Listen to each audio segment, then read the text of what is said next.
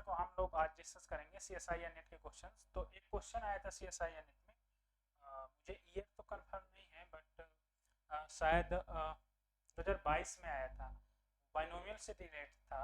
उसमें दिया था क्वेश्चन पे, क्या दिया था देखो।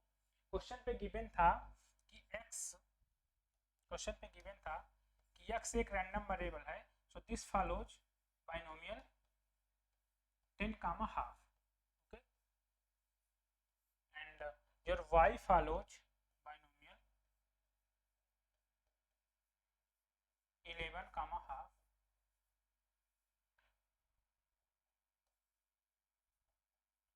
11 comma half, okay, and पूछा क्या था उसने, and these two random variables are independent, ये independent random variables थे, ये random variables are independent, and उसने पूछा था कि probability x greater y, what is this, और ऑप्शन उसने बनाया था equal to half, this is equal to half, मान लो फर्स्ट ऑप्शन है। सेकंड बनाया था लेस हाफ, ओके, मतलब less half, this probability less half. Third बनाया था उसने आप,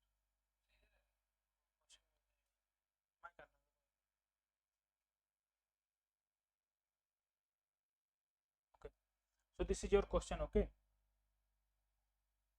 okay, this is question and इसका सोल्यूशन देखते हैं, ठीक है। इसका देखो सोल्यूशन बहुत सारे मिलेंगे तुम्हें, बहुत सारे लोग, लेकिन इसका सोल्यूशन एग्जैक्ट कोई नहीं दिया। Answer C S I R NET ने सही दिया, बट बहुत लोग बोल रहे हैं इसका आंसर लेस हाफ होगा, सो इसमें ये होगा। तो ऐसा कुछ नहीं होगा, मैं इन जनरल तुम लोगों को बता रहा हूँ कि मान लो 10 की जगह n हो, ओके।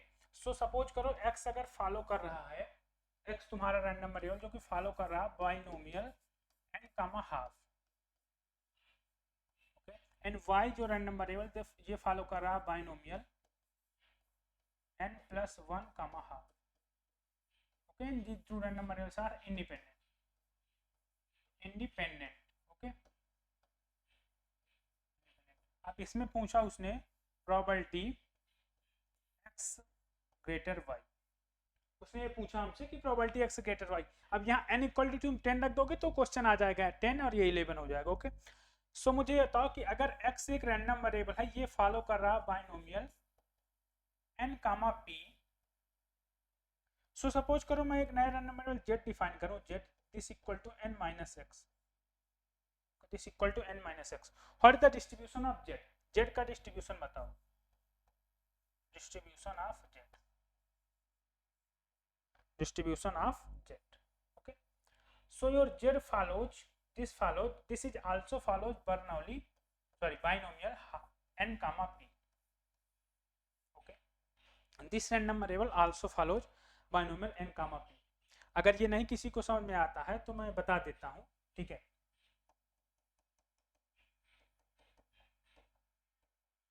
इसको मैं बता देता हूँ, ठीक है। सपोज करो कि x तुम्हारा है जो बाइनोमियल n कामा p को फॉलो करता है, ठीक है। तो मैं कह रहा हूँ z equal to n minus x, इसका डिस्ट्रीब्यूशन क्या होगा, okay. So what is the MGF of z, z का एमजीएफ क्या होगा, एमजीएफ ऑफ z क्या होगा, एमजीएफ ऑफ z जो होगा this is nothing but this is expectation of e के पावर t z, एन z को अब तुम क्या लिखोगे, एक्सपेक्टेशन ऑफ e के power t n minus x, because z is equivalent to n minus x, okay. So expectation of t, अब इसको खोल लो अलग अलग, भाई ये कैसे ओपन होगा, t e के power n t and e के पावर माइनस का टी एक्स, कोई प्रॉब्लम, ओके। अब ये e के पावर एन टी तो बाहर आ जाएगा, expectation because this is T constant, constant है ना भाई। Expectation of C of x क्या होता है, अगर सी एक कांस्टेंट है, this is equal to C expectation of x, यही तो होता है ना। तो अब इसको तुम बाहर ले लोगे तो एक्सपेक्टेशन तुम्हारे पास बचा e के पावर माइनस का टी एक्स, और x अगर बाइनोमियल फॉलो कर रहा है तो यहाँ से mgf ऑफ x क्या लिखोगे, ये होता है तुम्हारा q प्लस पी ई के पावर t ब्रैकेट n, यही होता है। प्रॉब्लम किसी को यही होता है ना, okay.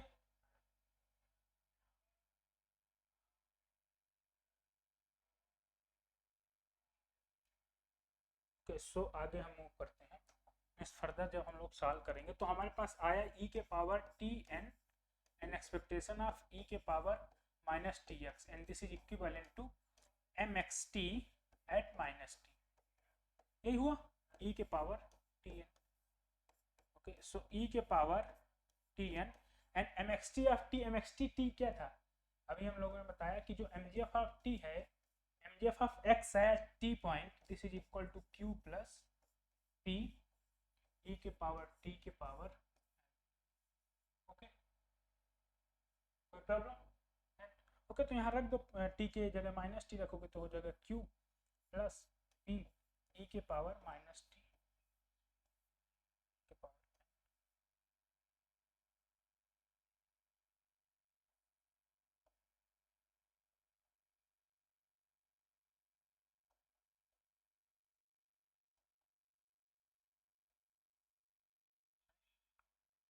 So this is equal to e के power T n q plus p e के power minus T.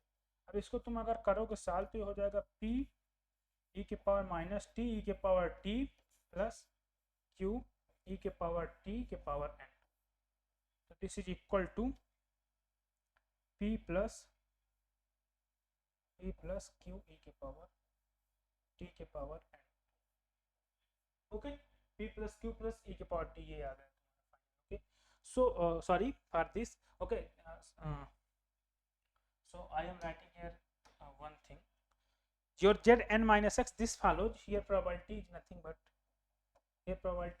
not p. This is equal to 1 minus p. This is equal to 1 minus p, या this is equal to q. Probability change होगी. This is equal to n minus p. Sorry, 1 minus p. Okay, and this is equal to q. ये हो जाएगा, ठीक है। 1 minus P की जगह q हो जाएगा, वो p की जगह 1 माइनस पी हो जाएगा, और 1 minus p equal to q होता है। ये प्रूफ भी कर दिया हम लोगों ने। कैसे प्रूफ किया? बाई एमजीएफ प्रॉपर्टी, एमजीएफ से हमने प्रूव किया। अब एमजीएफ ये आ गया, तो भाई अगर बाइनोमियल का एमजीएफ है तो इसकी प्रोबेबिलिटी क्या होगी? इसकी प्रोबेबिलिटी ये भाई ये क्या है? ये फेल्योर प्रोबेबिलिटी है, ये सक्सेस प्रोबेबिलिटी होती है। तो दिस इज फॉलोज, मतलब ये जिसका है तो ये पीएमएफ है बाइनोमियल, ओ सॉरी ये एमजीएफ है binomial n comma q। This is the MGF of binomial n comma q। ये बाइनोमियल n कामा q का ही तो एमजीएफ है। बोलो, ये बाइनोमियल n कामा q का ही एमजीएफ है ना। तो यहाँ से क्या पता चला हमें? फाइनल पता चला कि अगर x फॉलो कर रहा है बाइनोमियल n कामा p को, तो यार n माइनस x this follows binomial n comma q, binomial n comma q। Okay, तो ये सिंपल सा प्रॉपर्टी है। अगर देखना है तो S C Gupta B K Kapoor में मिल जाएगा। ये property S C Gupta and B K Kapoor पे। You can follow this book for statistics, then you can better understanding of every concept of statistics. Okay, so ये मिल जाएगा तुमको, ठीक है। तो अब वहां पर क्वेश्चन में क्या था कि probability of x greater y था। ओके, और x क्या फॉलो कर रहा था?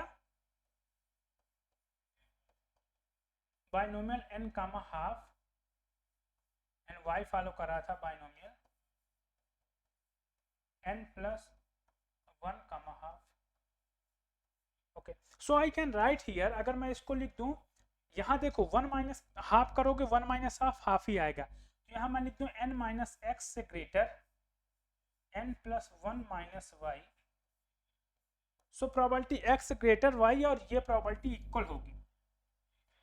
ओके, आगे मैं बताता हूँ। मैं कह रहा हूँ कि probability x greater y, because x का जो डिस्ट्रीब्यूशन है वही n माइनस एक्स का होगा, बिकॉज यहाँ पर प्रोबेबिलिटी क्या है? हाफ ही है। सो x की जगह मैं n माइनस एक्स भी लिख सकता हूँ, और y का जो डिस्ट्रीब्यूशन होगा वही n प्लस 1 माइनस वाई का होगा, बिकॉज y जो है ये x है जो ये फॉलो कर रहा है बाइनोमियल n कामा हाफ को, और y जो है ये फॉलो कर रहा है binomial n plus 1 comma half. Okay, सो अगर अभी पीछे वाली जो प्रॉपर्टी लगा के कि n माइनस एक्स भी फॉलो करेगा तुम्हारा बाइनोमियल n कामा हाफ को, और n प्लस 1 माइनस वाई, ये भी फॉलो करेगा तुम्हारा बाइनोमियल n+1 कामा हाफ को। Okay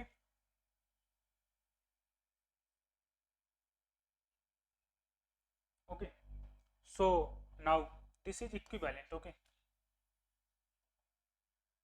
this probability is equivalent.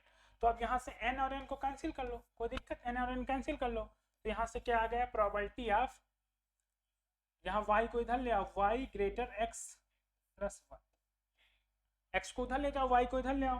अब इसको मैं लिख सकता हूँ probability of y less or equal to x। Why because this is a discrete random variable, तो अगर y तुम्हारा लेस 5 है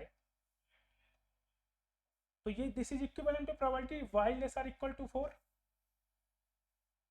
बिकॉज y जो है एक discrete random variable. Discrete random variable का मतलब क्या होता है कि y अगर तुम्हारा डिस्क्रीट है तो डिस्क्रीट रैंडम वेरिएबल का मतलब है कि वो इंटीजर वैल्यू ले रहा है, डिस्क्रीट वैल्यू ले रहा है, कंटीन्यूअस वैल्यू ले नहीं रहा, तो दिस इज इक्विवेलेंट। अब मुझे ये बताओ कि probability x less y, this is equivalent किसके आ गया, probability y less or equal to x। But अब समझो, अब क्या है कि अब तुम मुझे ये बताओ कि x less y and y less or equal to x, ये दोनों इवेंट कैसे हैं, ये दोनों इवेंट कैसे हैं, these event are complement event, these event are complement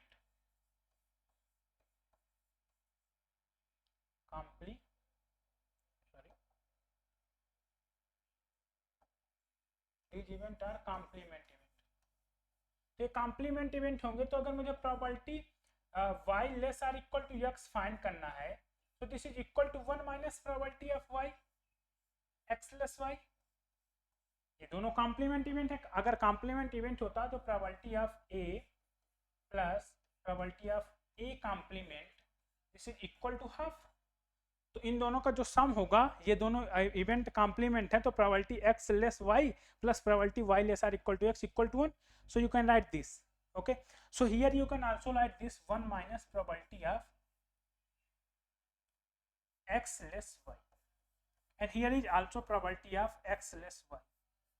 तो इसको जब इधर लाओगे तो हो जाएगा 2 probability of x less y is equal to half. तो तुम्हारा जो final probability of x less y आ जाएगा, ये हो जाएगा तुम्हारा हाफ, ये हो जाएगा half.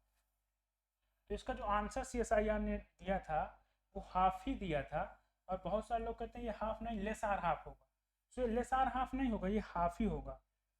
So probability of x यहाँ से निकल कर आया, probability of x less y is equal to half, ये तुम्हारा आंसर।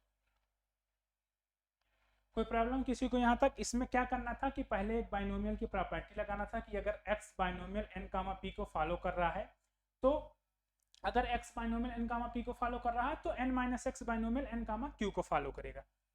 मैं फिर से एक बार लिखता हूँ, प्रॉपर्टी अगर x तुम्हारा बाइनोमियल n कामा p को फॉलो कर रहा है तो n माइनस x जो है ये फॉलो करेगा बाइनोमियल n कामा q को। और बाइनोमियल में सब लोग जानते हो कि n p plus q equal to 1 होता है, p plus q equal to 1 होता है, this is equal to, okay, this is equal to 1, binomial में p plus q equal to 1 होता है ना। ओके, सो ये प्रॉपर्टी लगाना था। सो x less y this random variable, अब दोनों का डिस्ट्रीब्यूशन सेम है तो n माइनस एक्स का भी डिस्ट्रीब्यूशन सेम है और n प्लस 1 माइनस y का भी सेम है, तो वहाँ रिप्लेस कर दिए। रिप्लेस करने के बाद थोड़ा सा ऑपरेशन करो, प्लस माइनस कुछ होगा, प्लस माइनस किए तो y less or equal to x आ गया। अब y एक डिस्क्रीट रैंडम वेरिएबल है, so y less 5 this is nothing but this is equivalent to y less or equal to 4। So y less x plus 1 this is equivalent to y less r equal to 4। ये step y less r equal to 4, oh sorry y less r equal to x। अब तुम बताओ x less y और y less r equal to y, x less y और y less r equal to x, these are complementary। How these are complementary? You can check putting the value, okay, value put करके इसको check कर सकते हो कि complementary कैसे होगा। अब मुझे ये बताओ, जैसे कॉम्प्लीमेंट इवेंट है तो कॉम्प्लीमेंट इवेंट की प्रॉपर्टी लगाओ कि दोनों का सम 1 होता है कॉम्प्लीमेंट, और यहाँ लिख दो वही, और फिर सॉल्व कर लो तो हाफ। ओके, सो ये क्वेश्चन CSIR नेट में आया था, बहुत अच्छा क्वेश्चन था, और बहुत सारे लोगों ने इसका आंसर हाफ से लेस दिया है, सो इसका हाफ ही आंसर होगा। अगर इस क्वेश्चन को तुम्हें देखना भी है कि हाउ इसका हाफ ही आंसर है कि नहीं, तो एक हार्वर्ड यूनिवर्सिटी के प्रोफेसर हैं जोसेफ बिलिस्टीन, उन्होंने एक बुक लिखा इंट्रोडक्शन टू प्रोबेबिलिटी, उस पर जाना, उनकी एक्सरसाइज की सिलेक्टेड एक्सरसाइज का सोल्यूशन भी अवेलेबल है, उस पर तुम्हें मिल जाएगा कि हाफ के इक्वल कैसे। ओके, सो यहीं पर आज मैं एंड करता हूँ क्लास को। आज ये बहुत अच्छा क्वेश्चन था, एंड जिसने हाफ किया है, जिसने इस बेस से किया है, सो उसका सोल्यूशन एग्जैक्टली राइट है। एंड मिलते हैं अगले नेक्स्ट सेशन पे, नेक्स्ट वीडियो में, ठीक है।